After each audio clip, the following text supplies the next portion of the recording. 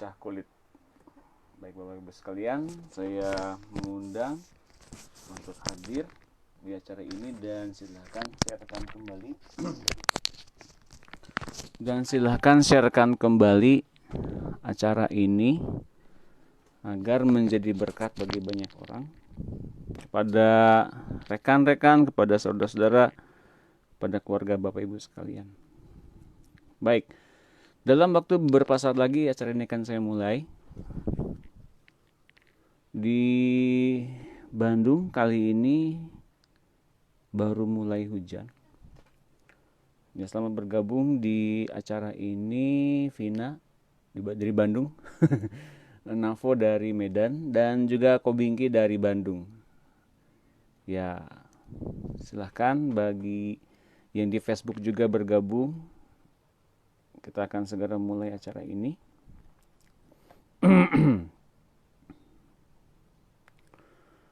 Ya, kita hari yang lalu sudah membahas tentang hidup dipimpin oleh Roh, hidup oleh anugerah, dan juga kita sudah diberikan juga posisi sebagai anak Allah. Kita pun menerima pengajaran mengenai menggunakan otoritas. Dan hari ini saya akan bicara mengenai ada suara. Tes yang di Instagram, apakah ada suaranya? Oh, sebentar. Nah.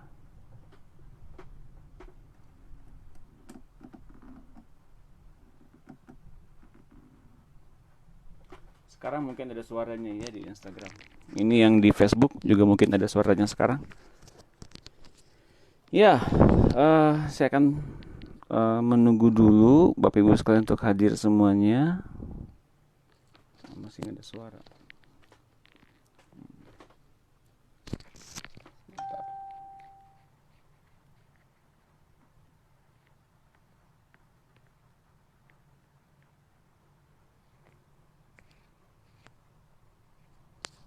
Coba kalau seperti begini ada suara.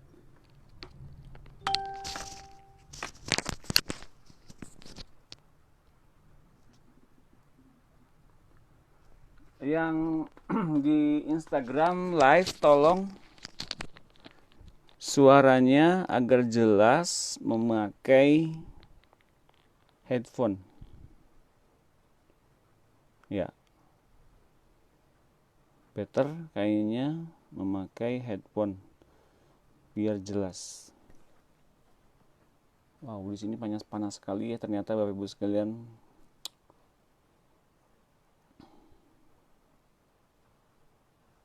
Baik. Kita akan berdoa dengan cepat, kita akan mulai acara ini. Haleluya. Bapak Surgawi, kami bersyukur sore hari ini kembali kami datang dan kami berkumpul. Kami dikumpulkan menjadi pendoa-pendoamu, menjadi menara doa, menjadi orang-orang yang berlutut di hadapan-Mu sebagai anak-anak yang memanifestasikan hadirat-Mu, kuasa-Mu, bahkan otoritas-Mu di dunia ini. Bapak, silakan Kau perlengkapi kami dengan hati yang lemah lembut, hati yang penuh kerelaan untuk kami dijadikan serupa dengan Kristus. Kami relakan diri kami ditanggalkan dari manusia lama kami dan kami hidup menurut kehendak-Mu.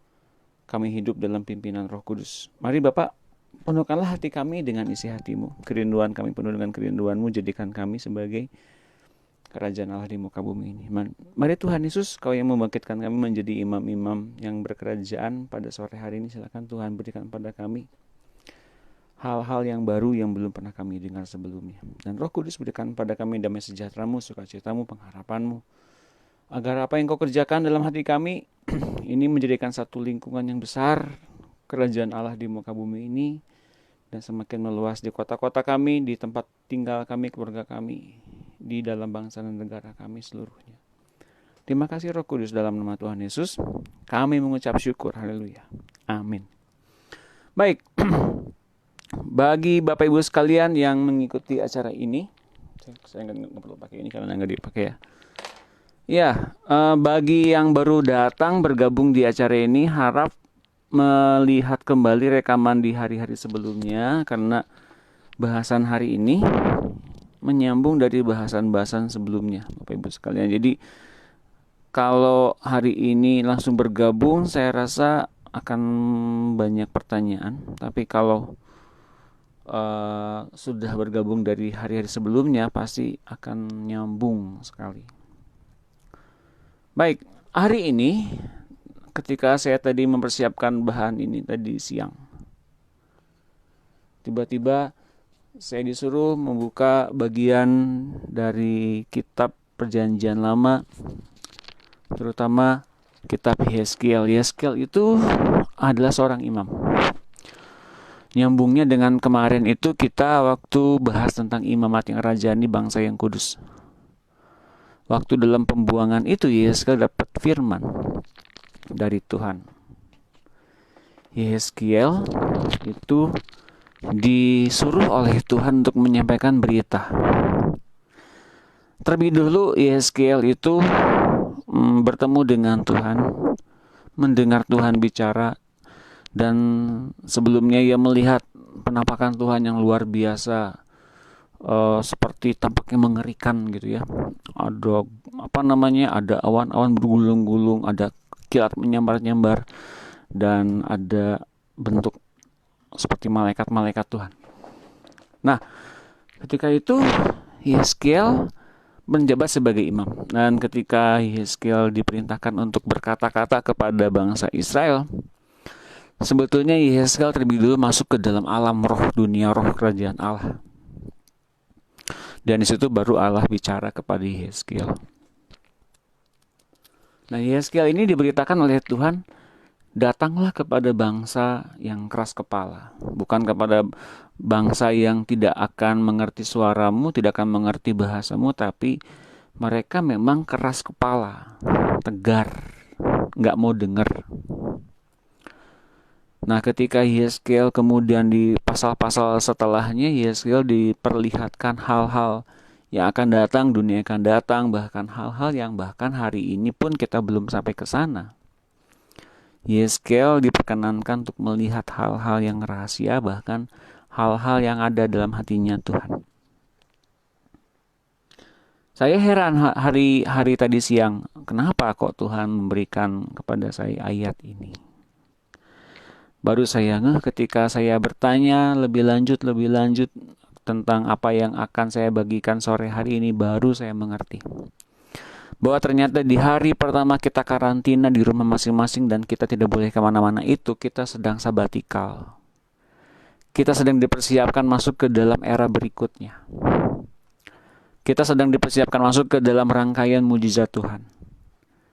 Dan kita sedang diperkenankan masuk menjadi orang-orang yang dikhususkan untuk mendekat di hadirat Allah yang Maha Kudus itu. Mendapat bagian dalam isi hatinya, mendapat bagian dalam kerinduannya, mendapat bagian di dalam hal-hal yang akan datang yang kemudian kita akan alami.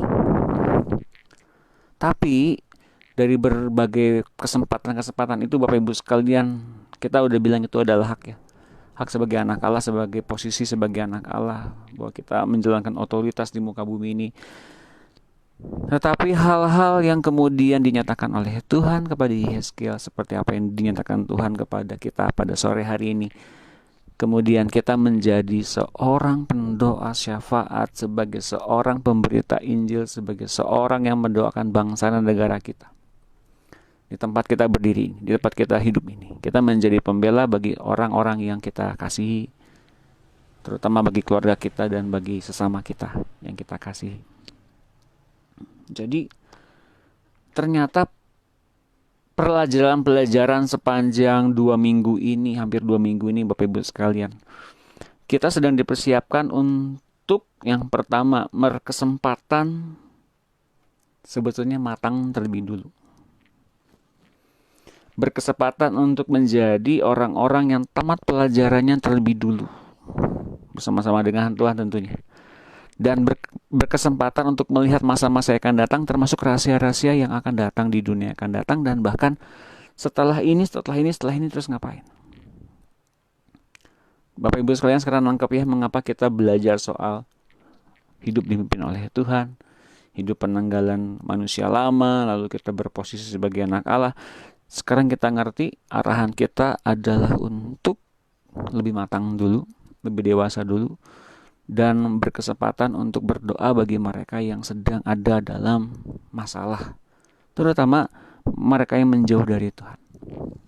Jadi sore hari ini panggilan buat kita semua. Ayo kita menjadi pendoa-pendoa syafaat. Ayo kita menjadi pendoa-pendoa bagi sesama kita. Ayo kita bangun mesbah di rumah kita masing-masing. Ayo kita menjadi orang-orang yang mulai hidup kita dipersembahkan bagi Tuhan untuk orang lain. Berdoa bagi keselamatan kita. Mengapa?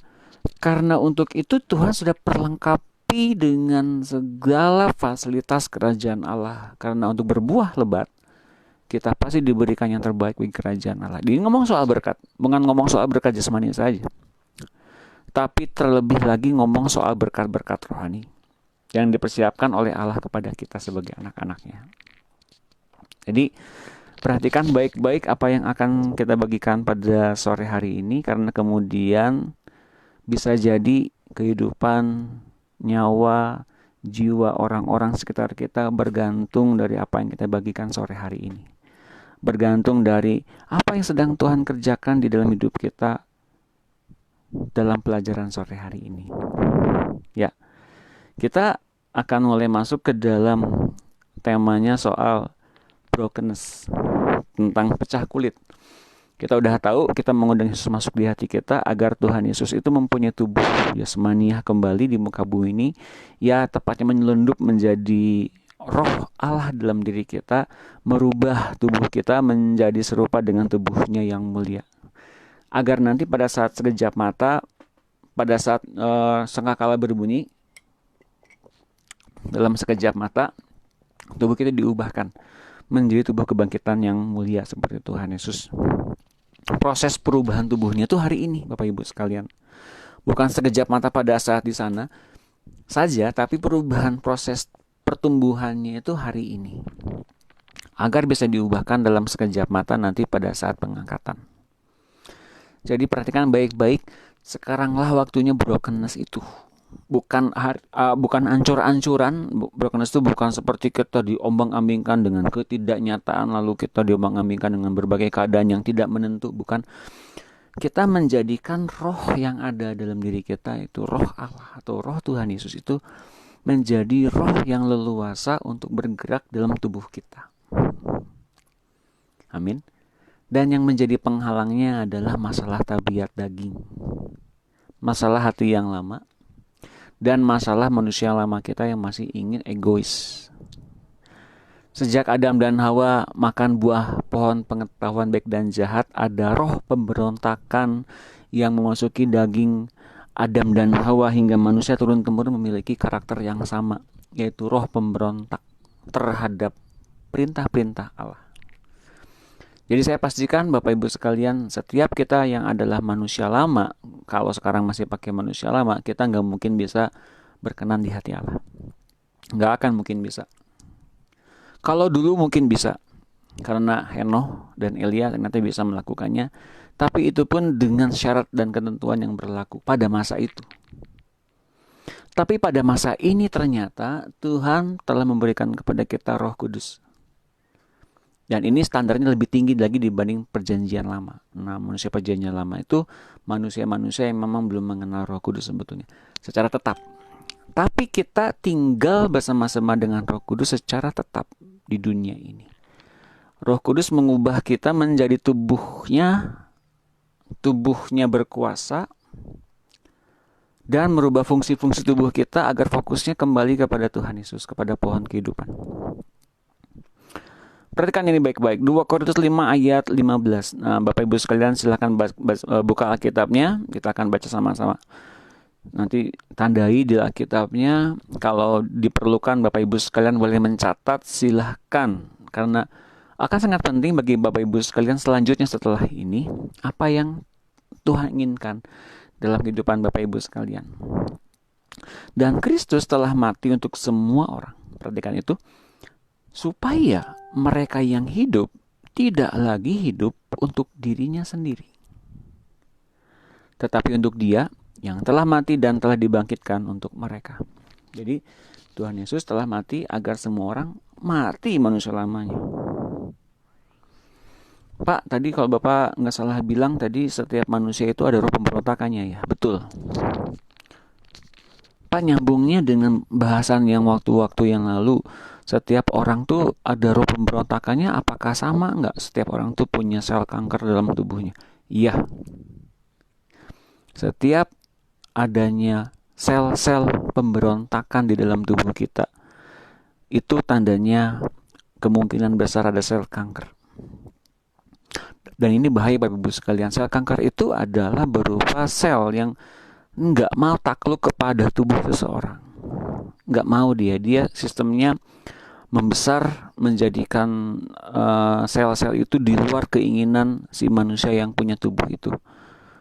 Mengapa bisa begitu? Karena ada karakter pemberontakan. Sel-sel itu bisa mengembang dan menjadikan suatu sel-sel yang mematikan. Pemberontakan apapun itu mematikan, Bapak Ibu sekalian ya. Jadi perhatikan ini baik-baik. Nanti masalah tabiat daging ini memang mesti dibereskan sepenuhnya harusnya oleh Roh Kudus. Galatia 5:19, perbuatan daging telah nyata, yaitu percabulan, kecemaran, hawa nafsu, penyembahan berhala, sihir, perseteruan, perselisihan, iri hati, amarah, kepentingan diri sendiri, percideraan, roh pemecah, kedengkian, kemabukan, pesta pora dan sebagainya. Perhatikan baik-baik, kalau ayat itu sudah kita bacakan sama-sama. Kalau salah satu aja masih ada di dalam hati kita, berarti kita masih mempunyai sel pemberontakan. Nah, lihat ini. Kalau kita punya satu aja yang kayak gitu ya, terhadap semuanya itu kuperintahkan kamu seperti yang telah kubuat dahulu. Paulus pernah melakukannya. Bahwa barang siapa melakukan hal-hal yang demikian, ia tidak akan mendapat bagian dalam kerajaan Allah.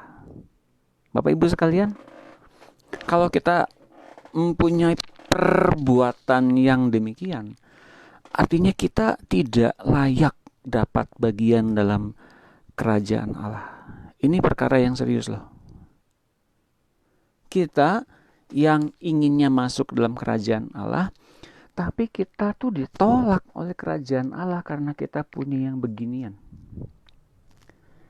Ini perkara serius. Bukan artinya, Pak, saya sudah berbuat baik loh. Saya sudah berjasa bagi Tuhan loh. Saya sudah menyumbang perpuluhan loh. Saya sudah memberkati gereja di mana-mana loh.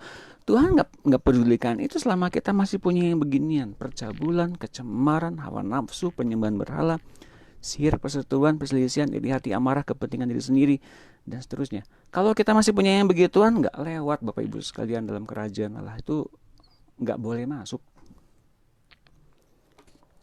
Jadi mengapa Allah kita memberikan kepada kita Roh Kudus? Agar memastikan kita mendapat bagian dalam rohnya. Kalau sekarang kita mendapat bagian dalam rohnya, kita bisa menyembah Dia dalam roh dan kebenaran. Kita bisa fokus untuk berbuat baik, tapi masih ada yang beginian. Ya, kalau kita ingat sekarang pada sore hari ini, mari kita bongkar bersama-sama dengan Roh Kudus. Tanggalkan semuanya bersama-sama dengan Roh Kudus. Karena mengapa demikian? Kita tidak layak dalam kerajaan Allah kalau masih punya begini. Roma 8 ayat 6, karena keinginan daging adalah maut. Tetapi keinginan roh adalah hidup dan damai sejahtera. Sebab keinginan daging, lihat ini, adalah perseteruan terhadap Allah karena ia tidak takluk kepada hukum Allah. Hal ini memang tidak mungkin baginya. Mereka yang hidup dalam daging tidak mungkin berkenan kepada Allah. Jadi udah di stop sejak dulu tuh Bapak Ibu sekalian. Kalau sekarang pun apakah ada perubahan? Pak, enggak, sama Bapak Ibu sekalian. Setiap perbuatan daging tidak berkenan di hati Allah. Enggak layak masuk dalam kerajaan Allah. Nah, sekarang bagaimana cara matinya, Pak? Kabar gembira Bapak Ibu sekalian. Kabar gembira pagi kita saat ini bagi kita yang ingin mematikan perbuatan daging dan hidup berdasarkan pimpinan roh agar Tuhan bisa memimpin kita seluas-luasnya. Perbuatan daging itu timbul karena keinginan daging. Jadi dari keinginan dasar manusia. Nah, dengan hadirnya Roh Kudus dalam hidup seseorang, keinginan daging dapat dipadamkan atau dimatikan. Namun tekad dan kemauan seseorang untuk mau memberi diri kesempatan kepada Roh Kudus untuk menolongnya adalah hal yang sangat penting. Memberi diri, menyiapkan Roh Kudus, atau memberikan kepada Roh Kudus, kitanya rela mau ngebuang itu yang paling penting. Bukan bertekad saja. Bertekad saja nggak cukup. Pokoknya saya ingin berbuat baik, pokoknya saya ingin masuk surga, pokoknya saya ingin berpuasa. Itu nggak cukup. Pokoknya saya ingin menyembah Tuhan terus, Pak. Ya itu nggak cukup. Pokoknya saya ingin berbuat baik dan pelayanan di gereja, Pak. Pokoknya apa sajalah, pokoknya apa yang Tuhan pikir baik. Ya, tapi itu nggak cukup, Bapak Ibu sekalian. Selama kita belum merelakan diri untuk dipreteli kedagingannya, pikiran-pikiran yang jahatnya, semuanya mesti dipreteli. Roma 8:13, sebab jika kamu hidup menurut daging, kamu akan mati. Tetapi jika oleh Roh kamu mematikan perbuatan-perbuatan tubuhmu, kamu akan hidup. Prakteknya begini, Roh Kudus silakan kok matikan semua kinan-kinanku untuk aku berbuat dosa mulai saat ini. Setiap kinan-kinan untuk melihat konten-konten yang tidak kudus, setiap kinan-kinan untuk kita marah. Kalau saya tuh punya keinginan untuk marah terus, dari mana asalnya Roh Kudusnya, itu lebih lanjut lagi Bapak Ibu sekalian. Tapi kalau kita memberikan kesempatan kepada Roh Kudus untuk menanggalkan semua perbuatan-perbuatan daging atau segala keyakinan yang membuat kita menjadi orang dunia lagi, orang manusia lama lagi, berikan kepada Roh Kudus kesempatan itu untuk mengambilnya. Karena ketika ia menanggalkannya di hati kita, betul-betul ia mematikan manusia lemah kita sepenuhnya sampai dengan tuntas. Kalau kita merelakan diri kita demikian oleh Roh Kudus, tuntas. Pak, apakah kalau sudah begitu bisa mungkin balik lagi, Pak? Bisa. Mengapa? Bukankah sekaligus kali dan selama-lamanya aja, Pak, biar gampang? Iya, kitanya sih maunya begitu ya.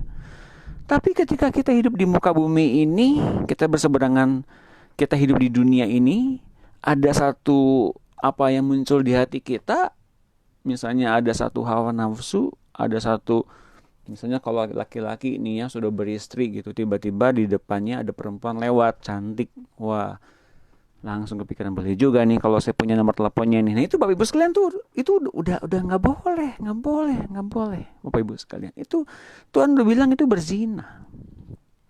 Bapak Ibu sekalian ngerti ya sekarang ya, bagaimana kemudian hati kita tuh bicara apa. Kalau Bapak Ibu sekalian misalnya naik kendaraan bermotor, tiba-tiba di perjalanan dirugikan oleh pejalan kaki atau oleh pengguna lalu lintas yang lain, kendaraan yang lain tiba-tiba mengalami tabrakan, lalu kita marah dan sebagainya. Yang terjadi kemudian kita menjadi orang yang ingin mencekik, ingin membunuh, ingin memukul. Itu tuh sudah keluar dari jalur kehidupannya Allah. Nah itu yang perlu dimatikan semuanya Bapak Ibu sekalian. Kalau kita masih punya yang begituan, berarti kita tidak akan mendapat bagian dalam kerajaan Allah. Roh Kudus seringkali memunculkan itu lagi kalau itu masih ada di hati kita. Ada kalanya nggak semuanya diberesin. Mengapa? Karena kita dalam hati sekali mungkin kita masih punya keinginan berbuat dosa. Ya apa iya? Ya. Jadi kita masih punya dua kepribadiannya. Satu hati untuk merindukan Tuhan, hati yang lain yang lama, hati yang lama itu keinginan untuk berbuat dosa lagi, iseng-iseng berbuat dosa. Hati-hati ya Bapak Ibu sekalian. Kolose 3:5, matikanlah dalam dirimu segala sesuatu yang duniawi, yaitu percabulan, kenajisan, hawa nafsu, nafsu jahat, dan juga keserakahan. Yang sama dengan penyembahan berhala. Jadi kita definisikan, penyembahan berhala itu adalah keserakahan, nafsu jahat, hawa nafsu, percabulan, kenajisan. Dan semuanya itu adalah sesuatu yang duniawi. Orang-orang dunia lakukan itu. Entah memegang kepercayaan apapun, tapi semua yang begitu orang dunia lakukan, itulah yang namanya penyembahan berhala. Dan kalau kita ngikutin Tuhan, kita dibilang matikanlah semuanya itu. Karena orang-orang yang demikian itu mendatangkan murka Allah atas orang-orang durhaka. Dahulu kamu juga melakukan hal-hal itu ketika kamu hidup di dalamnya. Tapi sekarang buanglah semuanya ini. Nah, sarana untuk membiarkan yang tadi percabulan, hawa nafsu, nafsu jahat itu, sarana untuk membiarkan itu masuk lagi meskipun kita udah pelepasan, kita udah berdoa sungguh-sungguh kita untuk menyerahkan hidup kita pada Tuhan, tapi kok ada lagi ya. Ini sarananya bisa masuk di hati kita lagi. Buanglah semuanya ini, marah, geram, kejahatan, fitnah, dan kata-kata kotor yang keluar dari mulutmu. Apa yang keluar dari mulut? Keluar dari hati. Hatinya masih punya beginian, ayo buang. Gitu ya. Jadi dengan kata lain, kalau hatinya masih nyimpannya beginian, itu celah bisa masuk, Pak. Iya. Tapi kan semuanya pasti punya begitu. Nah, makanya sejak hari ini kita harus tahu yang begituan membuat kita tidak akan masuk dalam kerajaan Allah. Ya. Ya, bersyukur hari ini kita sama-sama dapat satu peringatan. Semuanya pasti masih ingin marah-marah. Betul? Ya udah, jangan marah-marah lagi ya. Semuanya masih ingin berbuat keinginan sendiri. Ya sudah, jangan berbuat keinginan sendiri lagi ya. Coba tanya sama Tuhan deh. Ini dari Tuhan, dari saya pribadi, misalnya begitu. Seluruh keinginan daging dalam diri seseorang seperti semacam selimut atau baju yang mengurung roh seseorang. Kalau di Alkitab bilangnya selubung.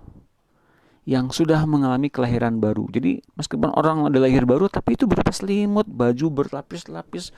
Kalau dalam satu penglihatan bagi pendoa syafaat atau bagi selubung-selubung yang menutupi jiwa seseorang, seperti di pakaian mumi, begitu ya. Seorang yang sudah dilahirkan baru memiliki Kristus di dalam rohnya dan seluruh karakter sifat-sifat Yesus yang baru sudah ada dalam diri orang itu. Jadi seorang yang sudah terima Tuhan Yesus masuk di hatinya, sudah punya karakter dan sifat Tuhan Yesus, hanya mungkin terbelenggu oleh manusia lamanya.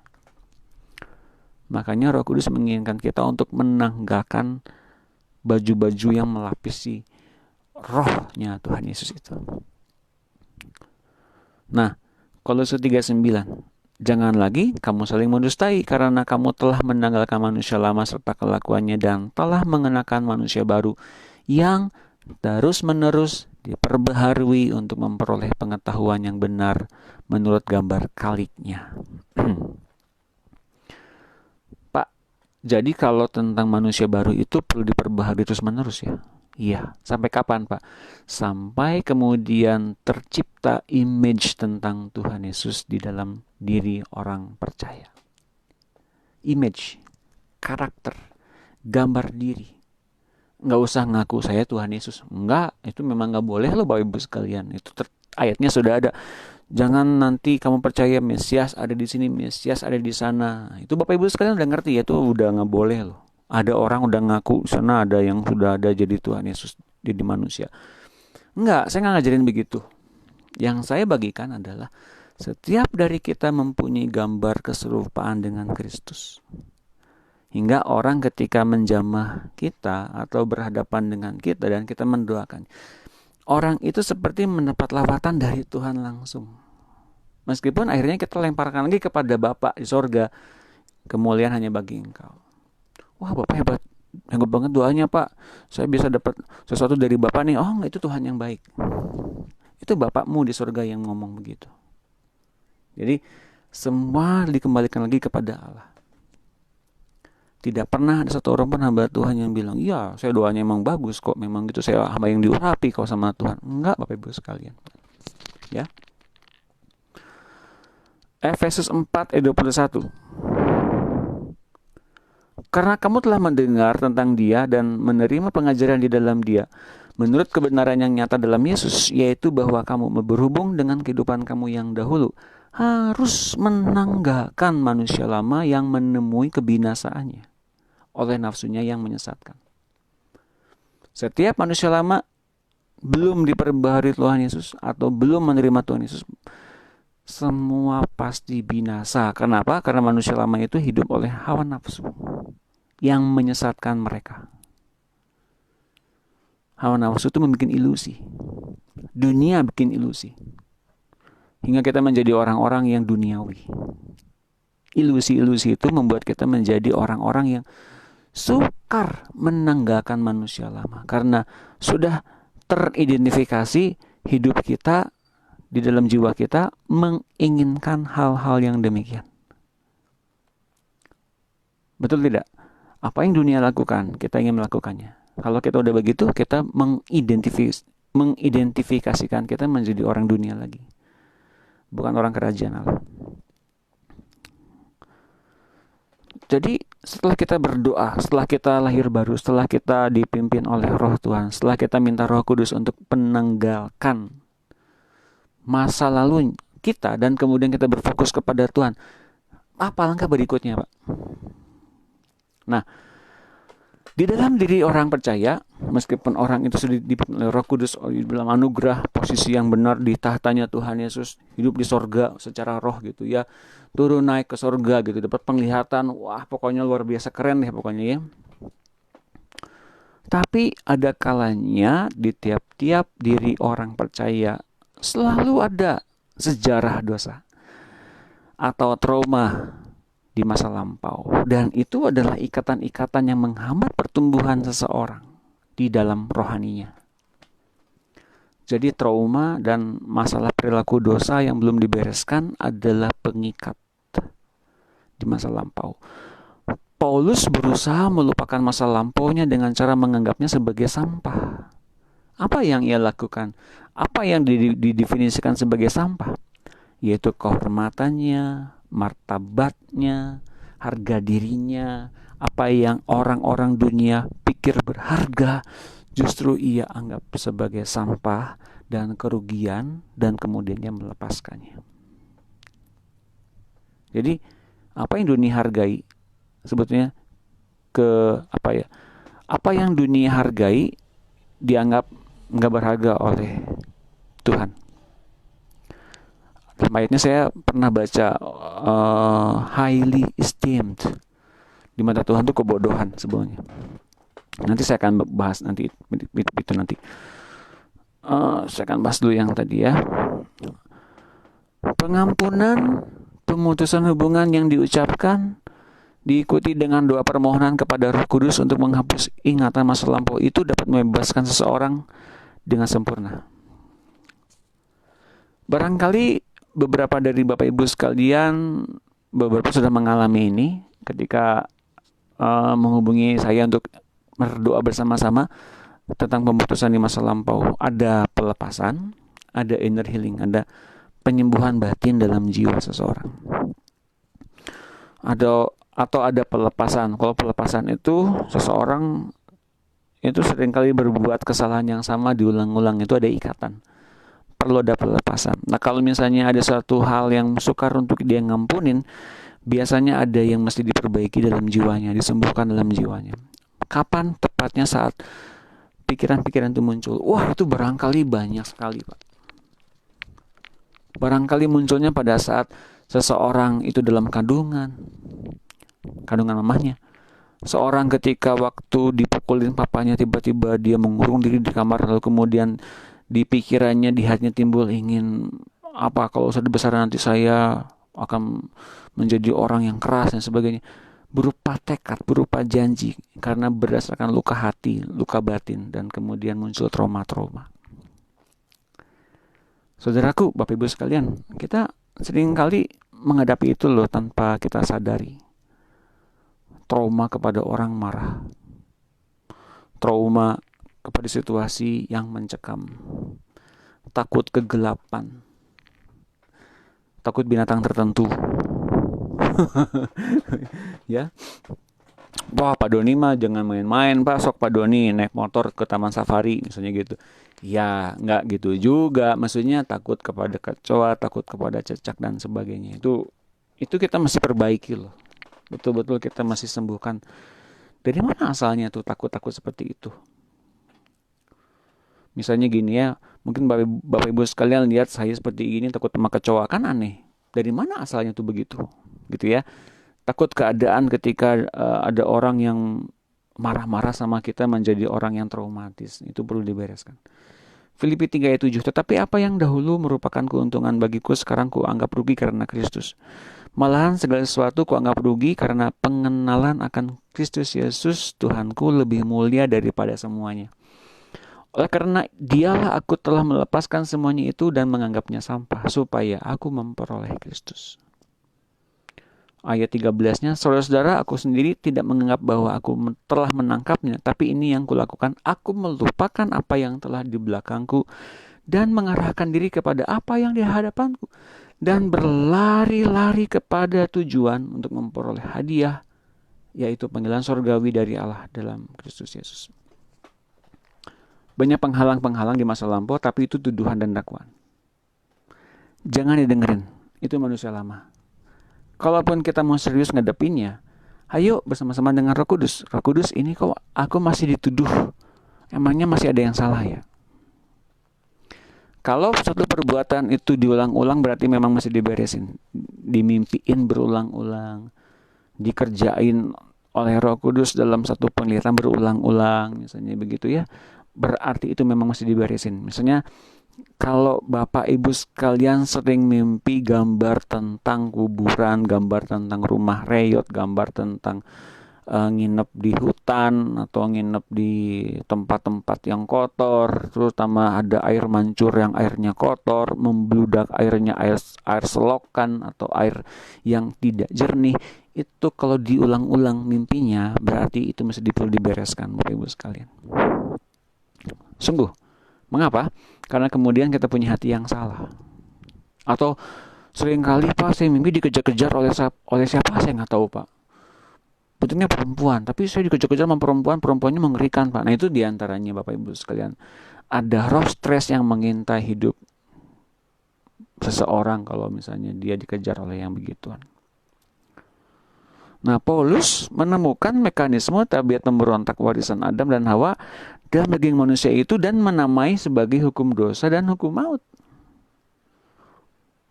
Manusia terikat dalam hukum dosa dan hukum maut tanpa terkecuali. Sebabnya mengapa kemudian Tuhan bilang, dengan perutmu lah engkau akan menjalar dan debu tanah akan menjadi makananmu. Coba perhatikan baik-baik ibu-ibu, bapak-bapak sekalian yang Tuhan kasih. Pernahkah bapak dan ibu sekalian melihat debu tanah makanan ular?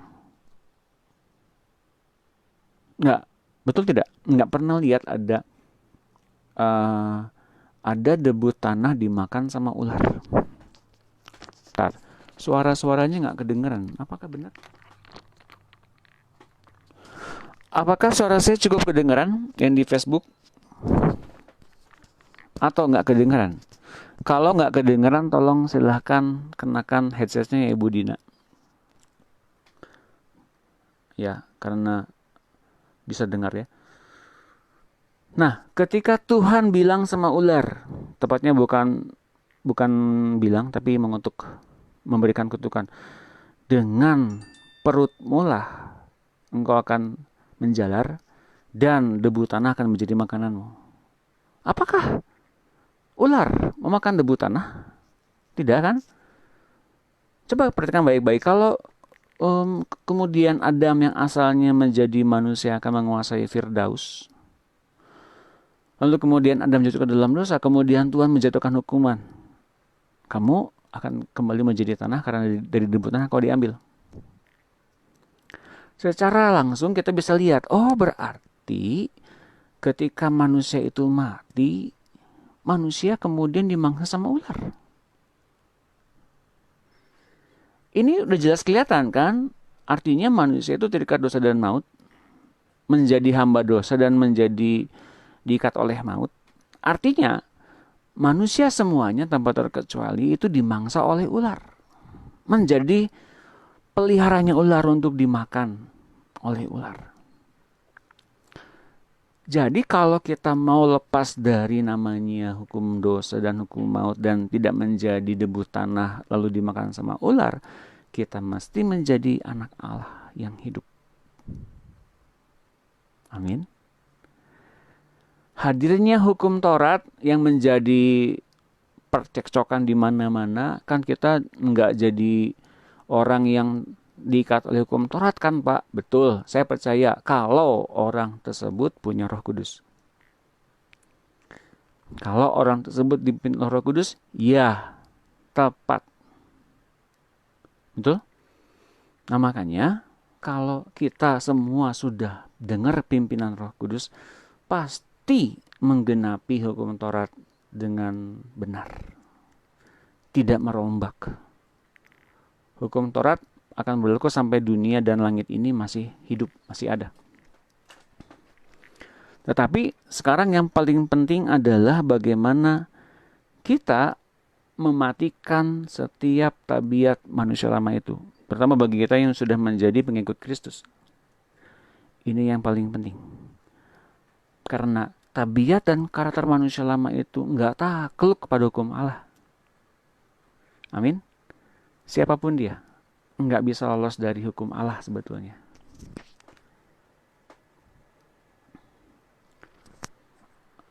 Hukum Taurat itu sendiri muncul pada zaman Musa. Betul? Dan hukum Taurat dijadikan sebagai alasan orang-orang pasti akan gagal karena hukum Taurat. Jadi kita pakai hukum kasih karunia. Apakah pakai hukum karunia yang bisa gagal juga? Bisa. Kalau masih punya tabiat manusia lama, nggak bisa Bapak Ibu sekalian lolos. Sama juga. Asal tahu aja Bapak Ibu sekalian dari Musa, sebelum Musa ya, Abraham, Nuh, Ishak, Yakub, mereka kan nggak kenal hukum Musa. Kenapa Lucifer jatuh ke dalam dosa? Padahal dia adalah malaikat Tuhan yang luar biasa. Apa yang ia langgar? Apa hukum Taurat? Belum ada hukum Taurat loh. Betul ya? Belum ada hukum Taurat. Jadi apa yang dia langgar? Yang dilanggar oleh Lucifer pada masa itu dan hukum yang awal dan hukum yang melatar belakangi semua hukum yang ada termasuk hukum Taurat, termasuk hukum kasih karunia, termasuk hukum roh. Ini ayatnya Bapak Ibu sekalian. Amsal 8.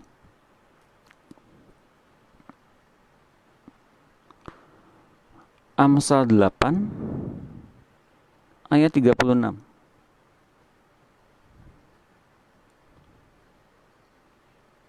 Amsal 8 ayat 36. Ini dari 35 lah ya, atau dari ayat pasal 8 semuanya Bapak Ibu sekalian baca agar lebih ngerti lagi. Karena siapa mendapatkan aku mendapatkan hidup, dan Tuhan berkenan akan dia. Tetapi siapa tidak mendapatkan aku merugikan dirinya. Semua orang yang membenci aku mencintai maut. Bapak Ibu yang dikasih oleh Tuhan, ini yang ngomong siapa? Hikmat. Hikmat adalah ciptaan Tuhan pertama kali. Ciptaan Tuhan pertama kali bukan terang. Kalau di Alkitab kita itu ngomongin soal jadilah terang, terpisah dari gelap. Itu di Kejadian 1 ayat 3 sampai kesekian. Tapi di zaman purba, Tuhan ciptakan pertama kali adalah hikmat. Hikmat itu adalah tatanan di alam roh. Jadi ketika Lucifer melanggar hukum Allah yang mana yang ia langgar? Hukum hikmat. Itu ya Bapak Ibu sekalian. Nanti yang menjadi latar belakang hukum kemudian yang sekarang dikenal oleh orang-orang lahir baru, hukum roh sebetulnya ya, bukan hukum kasih karunia. Hukum kasih karunia itu bagian dari hukum roh, hukum kehidupan. Atau dibilang sebagai hukum raja atau hukum yang utama. Kalau kita ingin menjadi raja bersama-sama dengan Tuhan Yesus, kita pakai hukum roh atau hukum kehidupan atau hukum raja, the royal law. Oh, keren ya istilahnya. Kita akan masuk lagi ke bahasan berikutnya. Roma 7 ayat 14, sebab kita tahu bahwa hukum Taurat adalah rohani, tapi aku bersifat daging, terjual di bawah kuasa dosa. Berapa banyak orang yang menyalahkan hukum Taurat? Banyak sekali ya. Kan saya nggak hukum Taurat, saya hukum kasih karunia. Ya, tapi apakah kita sudah menggenapi hukum-hukum itu? Kan belum. Biasanya ya, belum. Mengapa? Karena sebetulnya ayat 15 ini, sebab apa yang aku perbuat, aku tidak tahu. Karena bukan apa yang aku kehendaki yang aku perbuat, tapi apa yang aku benci, itulah yang aku perbuat. Pada dasarnya kita tuh nggak mau berdosa, betul tidak? Tapi kenapa kita inginnya berbuat dosa? Pada dasarnya saya itu ingin mengasihi, Pak, ingin memberkati orang, ingin memberikan pengampunan. Tapi kok susah ya, Pak? Itu hukum yang mengaturnya karena kita punya hukum manusia lama, kita punya hawa nafsu, kita punya tabiat dan karakter yang salah. Selama-lamanya manusia masih punya yang begituan, selama-lamanya manusia menjauh dari Allah. Ayat 22, sebab di dalam batinku aku suka akan hukum Allah, tapi dalam anggota-anggota tubuhku aku melihat hukum lain yang berjuang melawan hukum akal budiku dan membuat aku menjadi tawanan hukum dosa yang ada di dalam anggota-anggota tubuhku. Ini Paulus dulu pernah mengalami ini. Aku manusia celaka, siapakah yang akan melepaskan aku dari tubuh maut ini? Nah, kabar gembira, kalau dulu Paulus pernah mengalami yang demikian, adanya dualisme. Hatinya pengen suka akan hukum Allah, pengen ngelakuin hukum kasih, pengen mengasihi orang, tapi tubuhnya sendiri ingin membunuh orang, pengen nyakitin orang, pengen berdebat dengan orang-orang. Bapak Ibu sekalian, kabar gembiranya, kita dimerdekakan oleh Tuhan lewat hukum roh. Barang siapa menerima Tuhan Yesus sebagai juru selamat, tuntutan hukum Taurat itu telah diselesaikan oleh Tuhan Yesus di dalam dagingnya, dalam tubuhnya yang tergantung di kayu salib. Kita mempercayai dan mengakui pekerjaan Tuhan di kayu salib ini mengakibatkan terjadinya perpindahan daerah di mana kita yang tadinya tinggal di dunia masuk ke dunia yang rohani. Fokusnya berbeda sekarang. Perpindahan daerah berupa perpindahan status. Kita bukan lagi manusia yang terkutuk, bukan lagi manusia berdosa, tapi statusnya menjadi orang yang dibenarkan. Bukan karena tindakan kita jadi orang benar, tapi kita dibenarkan. Dan kita ngikutin kebenaran-kebenaran selanjutnya. Bapak Ibu sekalian, bukan dengan kebenaran, dengan prinsip sendiri. Sejak dengan pengertian seseorang berpindah daerah hidupnya, fokusnya kepada Tuhan dan hidup hanya untuk Tuhan saja, dengan pikiran-pikiran dari Tuhan saja, dari daerah terkutuk ke daerah anugerah, ia hidup dalam daerah hukum yang baru, yang memerdekakan seseorang dari daerah hukum orang-orang terkutuk masuk ke dalam hidup pemberian demi pemberian dari Allah. Katakan amin. Siapa yang mau kayak gitu? Semua mau ya. Semua mau diberikan oleh Allah. Amin. Bagaimana kalau sekarang saya tawarkan begini dari kerajaan Allah? Kerajaan Allah membutuhkan kita nih. Dia berikan kepada kita damai sejahtera, sukacita, ketidaktakutan akan apapun itu. Bapak Ibu mau? Mau, Pak. Tapi dengan cara-cara ini. Mau? Belum tentu mau loh semuanya. Betul tidak? Mari kita bahas nanti. Kok bisa ya? Tawaran dari sorga terbuka bagi siapapun, tapi banyak yang gak mau.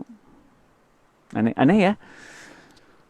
Yohanes 5:24, aku berkata kepadamu sesungguhnya barang siapa mendengar perkataanku dan percaya kepada dia yang mengutus aku, ia sudah hidup. Ia mempunyai hidup yang kekal dan tidak turut dihukum. Sebab dia sudah pindah dari dalam maut ke dalam hidup. Siapa yang percaya? Ia sudah pindah dari dalam maut masuk ke dalam hidup. Dan punya hidup yang kekal. Serta tidak turut dihukum. Oke. Tuduhan, dakwaan di hati kita itu berupa hukuman. Tanpa kita tahu ya. Kamu sih berdosa, kamu sih begini, kamu sih begitu, itu tuduhan loh. Tuhan kita gak pernah ngomong begitu. Tuhan kita menganjurkan. menasihati, mengajar, nggak menghukum. Satu kali kelak, kalau seseorang masih tetap nakal, nggak taat, ya apa boleh buat. Tapi bukan dia yang hukum. Bukan. Justru ia taruh di hati kita dalam bentuk perkataan-perkataannya. Itulah kelak yang jadi hakimnya kalau kita tidak taat. Amin. Loh, Pak, kapan saya dengar dia bicara? Begitu ya. Kapan saya dengar dia berkata-kata dan menasihati saya? Kapan, Pak? Loh, di hati kita seringkali ada yang bilang, kamu kenapa marah? Kamu kenapa berbuat dosa seperti itu? Mengapa kamu melakukan hal yang demikian? Nah, suara-suara itu mesti kita tangkap dengan jelas. Itu dari Tuhan loh. Kita seringkali mengabaikan itu. Udahlah pokoknya hari ini boleh berbuat dosa, nanti minta ampun kan gampang. Oh, enggak seperti itu Bapak Ibu sekalian. Enggak. Roma 8 ayat 1. Oleh sebab itu sekarang sama sekali tidak ada penghukuman bagi mereka yang ada di dalam Kristus Yesus. Sebab hukum roh yang memberi hidup telah memerdekakan engkau dalam Kristus Yesus dari hukum dosa dan hukum maut. Kalau itu di TB2 ya Bapak Ibu sekalian. Kalau di TB1 menariknya itu enggak lengkap loh. Roma 8 ayat 1 tuh ya. Coba kita buka Roma 8 ayat 1. Tidak ada penghukuman dalam Tuhan. Demikian sekarang tidak ada penghukuman bagi mereka yang ada di dalam Kristus Yesus. Amin. Amin. Seseorang jadi Kristen gak ada penghukuman lagi. Tapi kalau di TB2 edisi milenium, lihat. Oleh sebab itu sekarang sama sekali tidak ada penghukuman. Demikianlah sekarang tidak ada penghukuman bagi mereka yang ada dalam Kristus Yesus. Kalau di TB2 lihat. Oleh sebab itu sekarang sama sekali tidak ada penghukuman bagi mereka yang ada di dalam Kristus Yesus. Oke. Nah, lihat di terjemahan yang lain. Ayat Indonesian Literal Translation. Ini berdasarkan dari terjemahan bahasa Inggris. Kayak yang ini ya. Ini lihat nih bahasanya ini. Ini yang lebih jelas kedengaran. Karena ada satu pernyataan yang nggak lengkap dan nggak ditulis dalam Alkitab TB. Oleh karena itu sekarang tidak ada penghukuman bagi mereka yang ada di dalam Kristus Yesus, belum titik, yang tidak hidup menurut daging tetapi menurut roh. Nah loh, beda ya? Beda. Mengapa kok ini disembunyikan Pak? Bukan disembunyikan Bapak Ibu sekalian. Terjemahannya yang lebih lengkap itu memang mesti kita harus pelajari lebih lanjut. Jadi jangan kira kita punya Alkitab satu cukup. Kita mesti banyak berbagai terjemahan. Bukannya yang satu salah, yang satu benar. Enggak. Kita lebih banyak meninjau dari berbagai macam bukan versi tapi terjemahan. Ya, terjemahan banyak. Saya sarankan terjemahan yang pertama Amplified Version dan NIV kalau bahasa Inggris. Kalau dalam bahasa Indonesia saya seringkali pakai BIMK, pakai ILT, TB2 dan Firman Allah yang hidup. Saya pakai yang itu. Nah, tambahan-tambahan yang lain saya sarankan terjemahan The Message, terjemahan The Passion Translation, lalu terjemahan dari Darby. Saya sarankan demikian. Itu udah cukup kok. Udah cukup komplit. Itu ya. Roma 8 ayat 32. Maka katanya kepada orang-orang Yahudi yang percaya kepadanya, jikalau kamu tetap dalam firman-Ku, kamu benar-benar adalah murid-Ku, dan kamu akan mengetahui kebenaran, dan kebenaran itu akan memerdekakan kamu. Melepaskan diri dari trauma, melepaskan diri dari manusia lama kita, dari tabiat manusia lama kita. Stay dalam firman Tuhan. Bukan cuma memegang, tapi taat perintah Tuhan. Ya, memegang perintah Tuhan itu pegang prinsip dan melakukannya itu perkara yang lain. Kadang-kadang Bapak Ibu sekalian ketika kita pegang, kita nggak mau melangkah dalam ketaatan. Karena kalau kita melangkah dalam ketaatan, yang perlu dikorbankan adalah ego kita, ambisi kita, keinginan pribadi kita, dan kedagingan kita tuh mesti ditanggalkan semuanya. Jadi untuk berjalan dalam ketaatan dibutuhkan hatinya Tuhan, bukan hati yang kita punya. Dan kalau kita langkah dalam iman, ketika kita praktek firman, kemudian kita dapati kebenaran, kita tahu dan kita mengalami kebenaran, dan kebenaran itu memerdekakan kita. Dan ketika kita mengalami itu, kita mendapatkan memori yang terbaik selama hidup di muka bumi ini. Kita ngalamin firman Tuhan. Ingat cerita yang kemarin soal LPG, soal tangki motor, bahkan soal hujan, soal gimana. Bagi saya itu satu pengalaman yang indah dan kebenaran yang sudah saya alami. Jadi ketika disimpan di sini, di otak sini, ketika begitu banyak ngalamin goncangan-goncangan, saya tetap tenang. Dulu Tuhan pernah pelihara saya. Dulu Tuhan pernah memberkati saya. Dulu Tuhan pernah mengajak saya jalan bersama. Sekarang pengen cara yang lain dong Tuhan. Cara yang terbaru. Sekarang apa yang Kau sedang ajarkan pada saya hari ini? Nah, yang terbaru yang dari Tuhan bukan yang lama. Bukan satu memori yang perlu kita ungkap lagi. Kalau memori diungkap lagi, biasanya orang lain akan menangkapnya sebagai rumus matematika. Sebagai bahan doa. Ditulisin tuh dalam tulisan-tulisan, dihafalin doanya seperti begini. Enggak, Bapak Ibu sekalian, doa yang kita harapkan terjadi biasanya muncul dari yang tadi. Biasanya muncul dari memori-memori orang lain. Tapi yang saya sekarang tekankan adalah bagaimana engkau mengadakan hubungan yang dekat dengan Tuhan. Pribadi dengan Tuhan.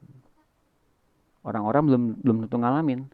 Buat ngalaminnya pertama kali kita ngadain mujizat bersama-sama dengan Tuhan. Itu prinsip yang saya tekankan yang dari Tuhan. Prinsip saya, Tuhan, saya mau ngalami yang pertama kali. Ayo ajarinya gimana Tuhan? Saya mau berjalan. Jadi gitu Bapak Ibu sekalian. Saya kunyah dulu tuh pengalamannya. Baru saya kalau sudah menemukan kebenarannya, saya bagikan kepada orang-orang. Dengan harapan gini, bukan nyontek doanya, bukan nyontek rumusnya, tapi hubungannya menjadi satu pattern, platform. Bapak dan Ibu sekalian dengan nerusin. Gitu loh, asik ya. Musuh kita tuh bukan jiwa kita. Kita nggak mungkin melawan daging kita. Nggak mungkin kita ngelawan hal-hal yang buruk di hati kita. Itu nggak usah dilawan. Tanggalin. Orang banyak datang ke gunung-gunung menghindari dunia. Atau nggak pernah ngomong hal-hal yang salah. Pokoknya ngomong firman terus. Tapi akhirnya kejeblos juga ke dosa. Mengapa? Karena kita berpikir kita itu mempunyai jiwa yang gampang tergoda. Kalau semua kita anggap godaan, lama-lama akan jatuh juga. Tapi ingat, musuh kita bukan darah dan daging. Banyak pengkhotbah mengatakan bahwa karena setan sudah dikalahkan di kayu salib oleh Tuhan Yesus, maka musuh orang Kristen bukan lagi setan tapi tabiat dagingnya sendiri. Siapa yang pernah dapat begitu? Tapi Paulus tetap mengatakan yang sebaliknya, musuh kita bukan daging dan darah, melainkan setan dengan sistem kerajaannya. Musuh kita, polanya, dan roh-roh jahat yang di belakangnya. Masalah daging sebenarnya sudah dibereskan oleh Tuhan sendiri di kayu salib. Dan kita merdeka hanya dengan pengakuan iman kepada pemberitaan kemerdekaan dari daging ini dan dilepaskan oleh pertolongan Roh Kudus setiap saat. Kok setiap saat Pak dilepaskan? Ya. Percayakah saudara-saudaraku kalau sekarang di akhir-akhir zaman ini, terutama pada masa-masa karantina ini, sebenarnya Roh Kudus banyak ngomong loh tentang kekhawatiran, tentang damai sejahtera.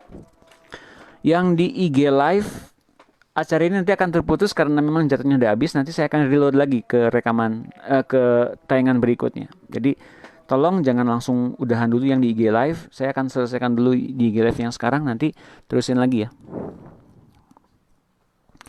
Jadi sekarang ini, sebentar, saya akan habisin dulu IG Live. Oke. Share to story. Live lagi.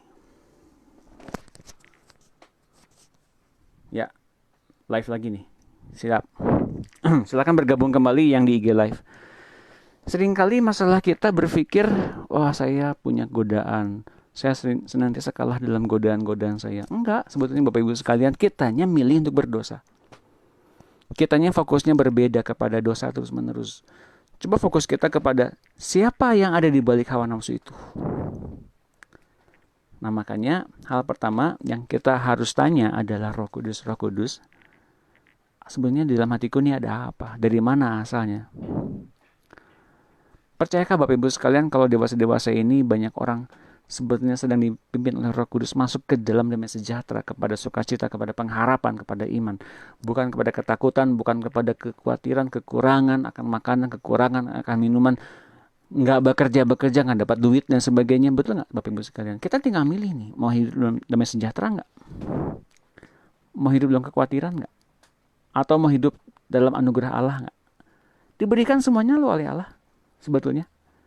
Tapi kita mau percaya nggak? Nah, itu lahan-lahan itu sekarang, level-level itu yang perlu kita hadapi. Mau nggak percaya? Mau, Pak. Ya, makanya kalau kita mau percaya, ayo ambil semua kekhawatirannya oleh Roh Kudus. Diambil, ditanggalkan, dikuduskan kembali. Efesus 6 ayat 11, kenakanlah seluruh perlengkapan senjata Allah supaya kamu dapat bertahan melawan tipu muslihat iblis. Hari-hari ini tipu muslihat, ilusi yang diciptakan oleh si jahat itu begitu banyak. Takut mati, takut batuk, kena batuk, takut pilek, kena pilek, takut kena penyakit, kena sakit penyakit, takut kurang duit, kurang duit. Apa yang kita takutkan terjadi. Jadi itu berupa ilusi. Bisa jadi kita terpeleset sedikit. Oh iya, tuh kan celakalah kita. Bapak Ibu sekalian, kalaupun kita sadar kita sedang dalam posisi yang salah, cepat balik. Itu posisi sudah disediakan loh. Posisi yang terbaik. Sudah pindah daerah kan. Sekarang tinggal mindsetnya yang diubahkan.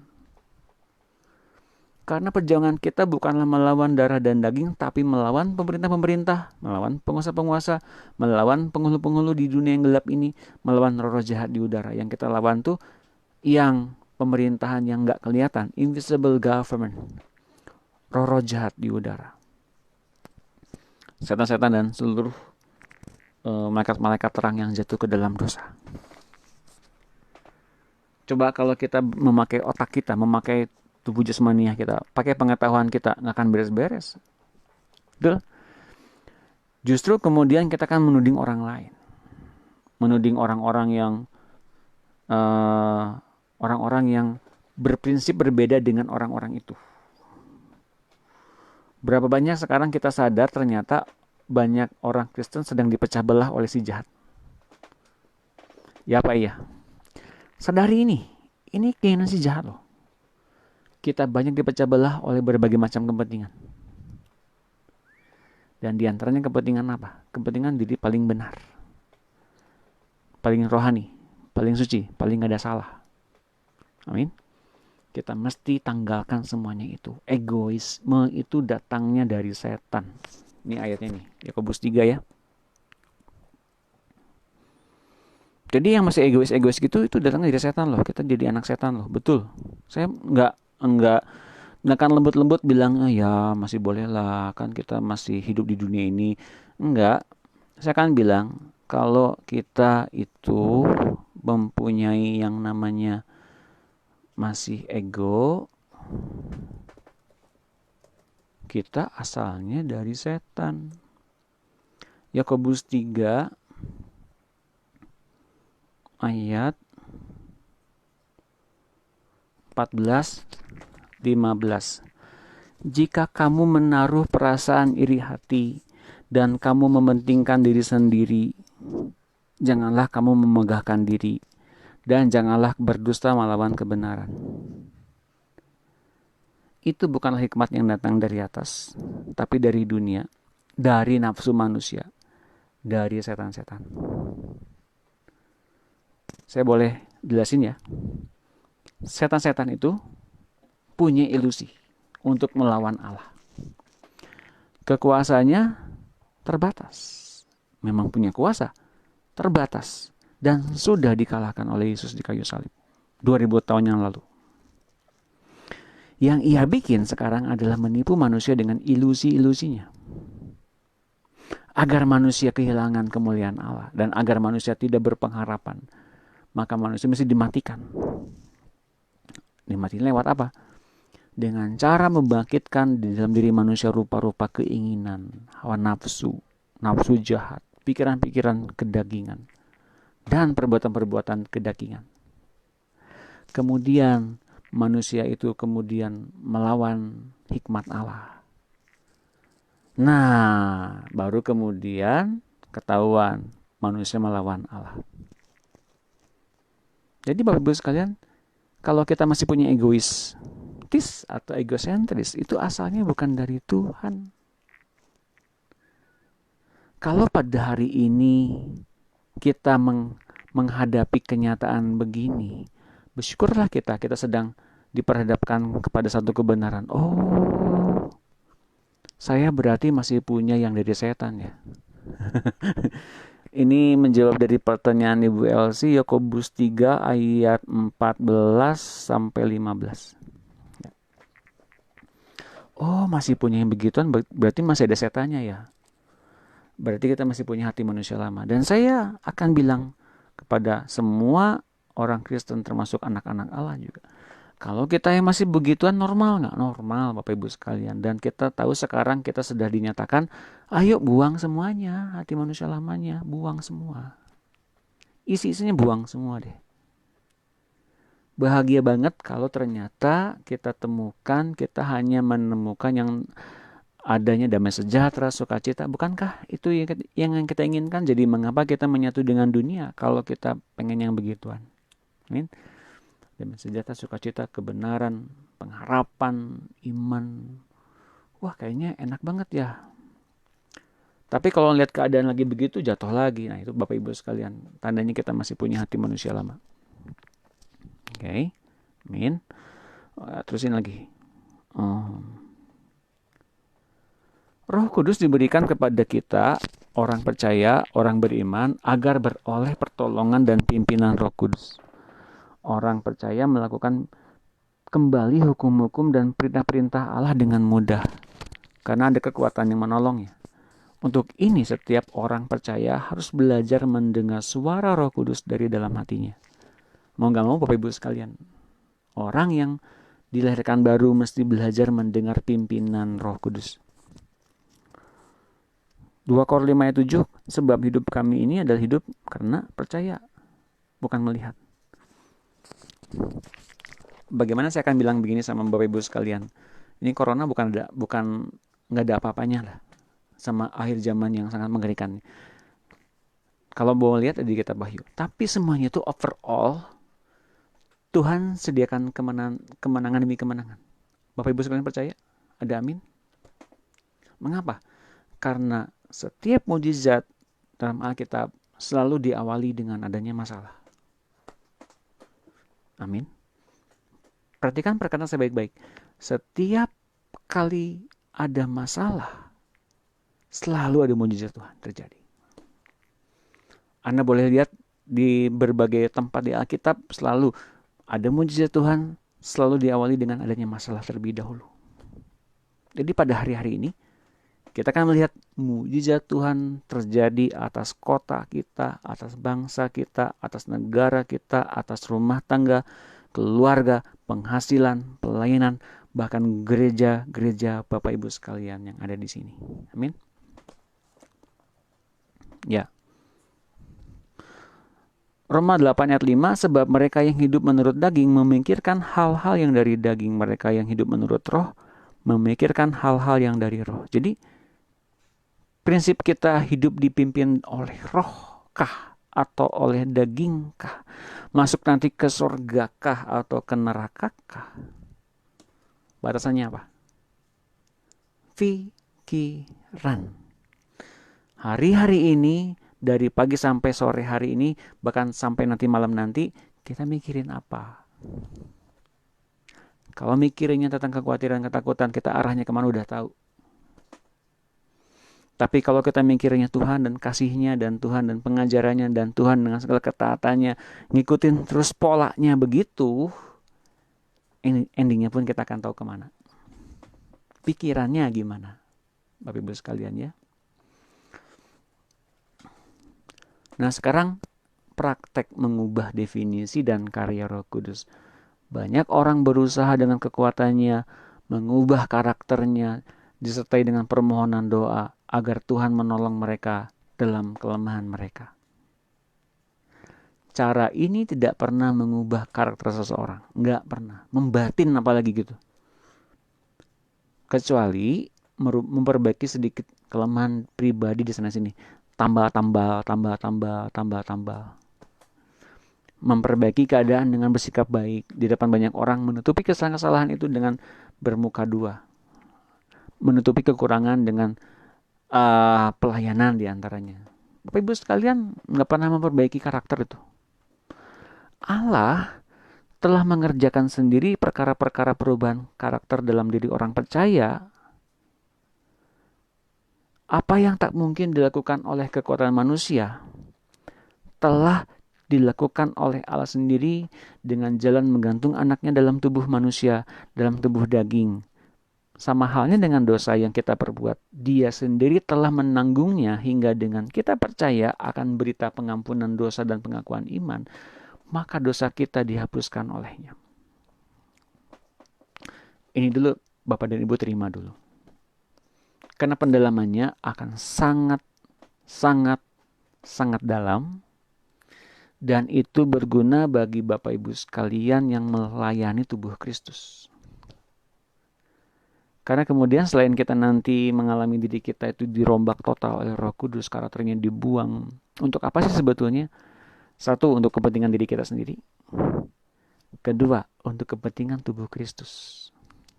Ingat, tadi di pertama saya bilang, kita di sini sekarang untuk hadir sebagai apa? Sebagai pendoa syafaat, sebagai menara doa, sebagai penjaga.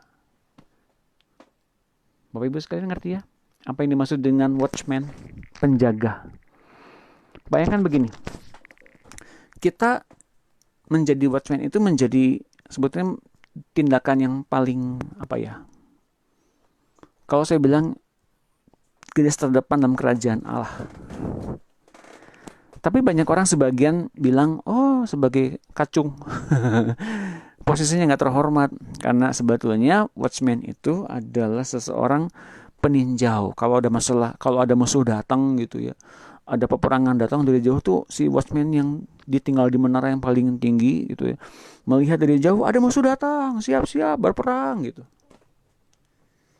Overseer diantaranya ya. Nah, kita sebagai watchman melihat dari jauh sekali akan ada bahaya datang.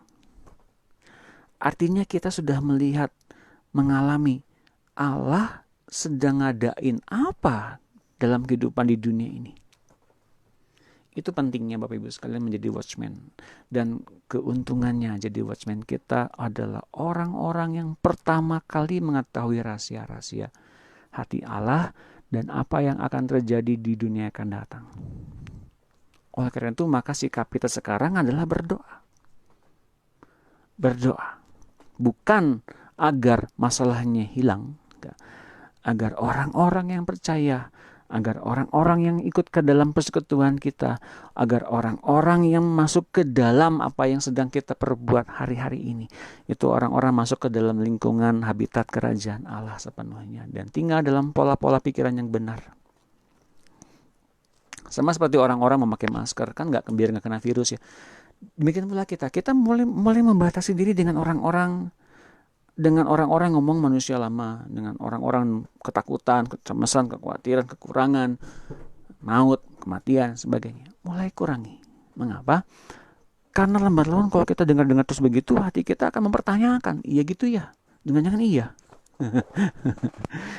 Oleh karena itu, maka Dia sendiri telah menanggungnya, dosa dan maut, hingga dengan kita percaya akan berita pengampunan dosa dan pengakuan iman, dosa kita dihapuskan olehnya. Demikian pula dengan kelemahan daging kita, hanya dengan mengubah definisi diri kita dengan pertolongan kuasa Roh Kudus, kita dapat dipindahkan ke daerah roh dari wilayah maut dan kedagingan. Ada kalanya dibutuhkan kesembuhan batin atau inner healing dan pelepasan. Ada kalanya begitu, tapi itu baru awal-awal dan tidak nutup kemungkinan akan muncul lagi. Mengapa? Karena orang tersebut masih menjaga dirinya bersama-sama dengan Roh Kudus, seperti ia sedang menjadi watchman. Tetapi terutama doa permohonan dengan memberi otoritas kepada Roh Kudus untuk membuang tabiat daging kita yang akan membebaskan kita sepenuhnya dari tabiat lama ini. Jadi begini prakteknya nih. Mulai bilang begini sama diri kita. Sebelumnya bilang gini, Roh Kudus silahkan kau ubah karakterku seperti Kristus. Saya mau berubah dengan signifikan. Saya berikan kau otoritas 100% untuk membuang sikap gak sabaran saya, sikap ingin marah saya, sikap egois saya, sikap menyebalkan saya, sikap penakut saya. Sebutin penyakitnya pada apa? Takut pada kecoa, cicak, takut kepada tempat gelap, takut kepada apapun. Sebutin semua, seingat kita aja gitu, sampai kita ingat betul kita tuh takut apa, kecemasan tentang takut beras takut beras nggak ada, takut nggak ada duit, takut kalau keluarga makan apa, takut masa depan anak nggak terjamin. Semuanya bilang minta tanggalkan semuanya. Lalu setelah itu semuanya kita ngerasa plong keluar,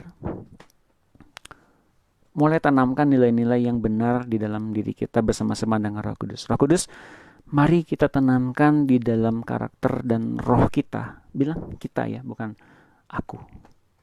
Karena Roh Kudus sebetulnya sudah di hati kita loh. Hendak menjadikan kita sebagai tubuhnya. Mari kita tanamkan di dalam roh kita, karakter kita, tabiat kita, karakter yang baru. Siapa bilang saya seorang pemarah? Saya adalah seorang yang sangat peramah. Karena Tuhan Yesus tinggal di hati saya. Siapa bilang saya seorang yang ceroboh? Saya adalah seorang yang amat teliti. Karena Tuhan Yesus ada di hati saya. Siapa bilang saya orang pelupa? Saya adalah orang yang tajam ingatannya. Karena Tuhan Yesus ada di dalam saya. Selanjutnya, teruskan dengan karakter yang baru yang ditanamkan oleh Roh Kudus dalam hati kita. Ingat ya, bukan diri kita menanamkan diri. Saya tanamkan dalam diri saya sekarang sifat-sifat baru, enggak. Roh Kudus silakan tanamkan di dalam hati kita, dalam tubuh kita, dalam roh kita sekarang. Sifat-sifat yang baru ini. Siapa bilang saya orang pemarah? Saya peramah. Dalam nama Tuhan Yesus, karena Engkau Tuhan ada di hati saya. Tanamkan Roh Kudus di hati saya sekarang. Begitu Bapak Ibu sekalian. Selanjutnya teruskan dan coba sendiri menemukan kata-kata yang tepat untuk mengganti definisi diri kita sendiri. Mengapa saya sering berdoa bersama-sama dengan Bapak Ibu sekalian, mengikuti apa yang saya ucapkan? Sebagai mindset, menanamkan bahwa omongan kita tuh kita dengar sendiri. Dan ketika kita dengar sendiri. Ini seperti itu hubungan yang kuat di antara kita dengan Tuhan. Omongannya membentuk karakter kita, membentuk pola pikir, membentuk satu pengertian. Oh, doanya masih begitu ya. Makanya kalau kita berdoa jangan nyontek orang. Tuh. Bapak yang kami kenal dalam nama Tuhan Yesus. Oh Tuhan, itu nyontek orang Bapak Ibu sekalian. Coba berhadapan dengan Allah seperti kita berhadapan dengan Bapak kita. Gimana sih ngadepin Bapak? Gimana sih ngadepin Tuhan gitu? Sebebas-bebasnya kita ekspresikan kasih kita kepada Dia. Pernahkah kita begitu? Pasti ada yang sudah melakukannya. Tapi saya mohon, Tuhan itu pribadi. Allah kita itu pribadi. Bukan kata orang Tuhan kita itu. Bukan kata orang Allah kita itu. Hingga kita menjadikan doa-doa orang lain kita praktikin gitu. Enggak, Bapak Ibu sekalian. Mulai sekarang kita ngadapin Allah, menghidupkan Allah, dan kita ngalamin Allah. Yuk kita ikuti doa ini ya sama-sama ya. Dengan ini saya salibkan semua kedagingan saya di kayu salib. Salib saya dalam nama Tuhan Yesus. Roh Kudus, saya beri engkau otoritas 100% kepadamu untuk membongkar seluruh tabiat daging dan karakter saya sampai habis. Bebaskan saya dari sifat manusiawi saya sepenuhnya. Bapak Ibu sekalian, itu yang kita bahas sore hari ini. Jadi untuk selanjutnya, Bapak Ibu sekalian nanti ikuti program selanjutnya di hari besok jam yang sama. Bagi Bapak Ibu sekalian yang ingin bertanya silahkan pada sore hari ini. Dan kalau Bapak Ibu sekalian betul-betul ingin mendapatkan pelayanan lanjutan berupa pelayanan penuntasan doa pribadi dan sebagainya, silakan nanti hubungin saya. Beberapa dari ibu dan bapak sudah menghubungi saya untuk berdoa bersama. Dan silakan kalau ada yang memerlukan itu hubungin kami di inbox. Baik, bagi Bapak Ibu sekalian, bila ada bertanya silakan hubungi saya di inbox messenger juga. Saya inginkan agar Bapak Ibu sekalian mendapatkan informasi ini sejelas-jelasnya. Saya mau menyapa dulu bagi Bapak Ibu sekalian yang hadir pada saat ini di Facebook. Ibu Firke, shalom, selamat kenal dengan saya Dani Yunius.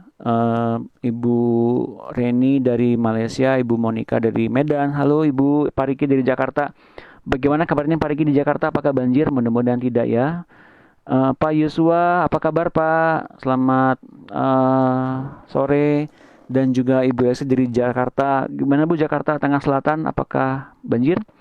Mudah-mudahan tidak ya. Ibu Dita Ekasari, cerita ini di Bandung. Wow, gimana dengan Koheri?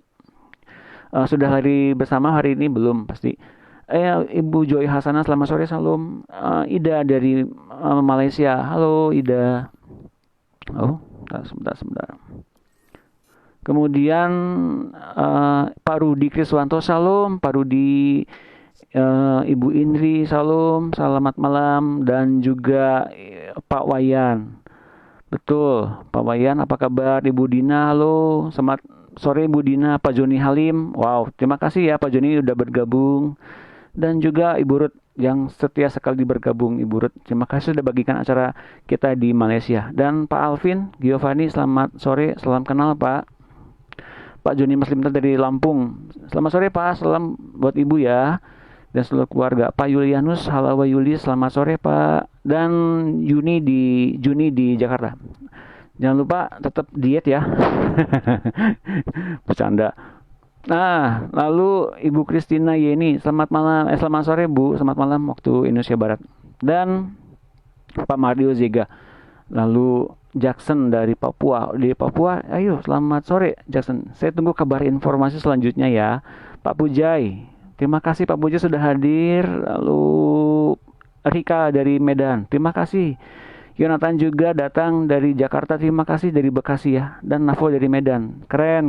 Dan Handi, tetangga saya nih di Bandung, terima kasih Handi atas es krim vinetanya lagi OTW. Ibu Sasalinda, terima kasih atas kontribusinya. Malaysia diberkati oleh Tuhan lewat Ibu, amin. Dan Ibu Febe, terima kasih Ibu Febe sudah rajin. Ibu Rizky juga Malaysia sudah hadir rajin sekali. Dan bagi Bapak Ibu sekalian di IG Kobingki, terima kasih sudah hadir.